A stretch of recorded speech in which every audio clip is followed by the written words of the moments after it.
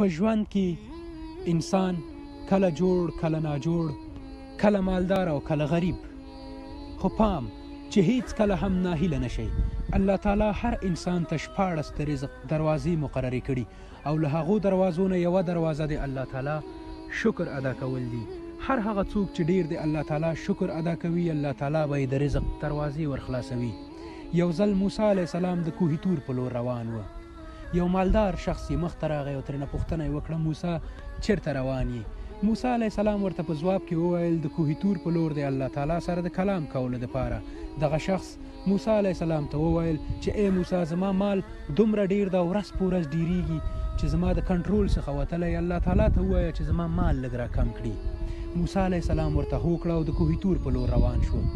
بل شخص یې مخته راغی او د موسی علیه السلام نه یې پوښتنه وکړه چیرته روان یې؟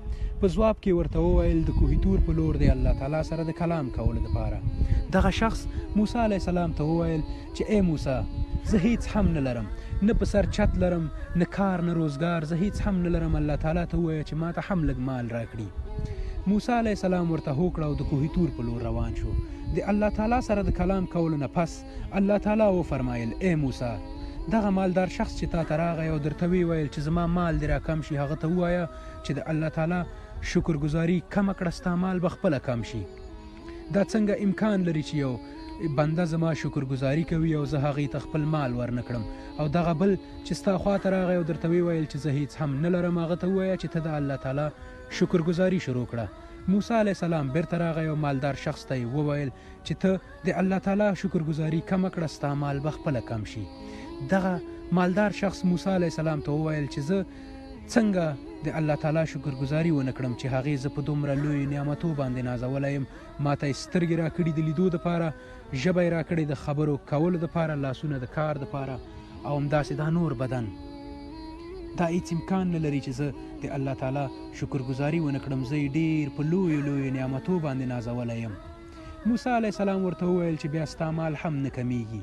دغه بل شخص ته راغی او ورته ویل چې ته د الله تعالی شکرګزاري نه کوې، ته د الله تعالی شکرګزاري شروع کړه، تا ته به مال هم درکړي. دغه شخص وویل چې زه په څه شي باندې شکر وباسم؟ الله تعالی ما ته څه راکړي؟ زه نه په سر چت لرم، نه کار نه روزګار، هیڅ هم نه لرم، زه په څه شي باندې شکر وباسم؟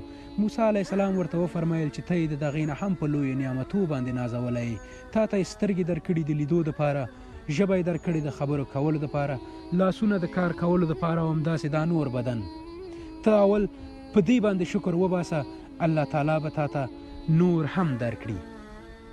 السلام علیکم.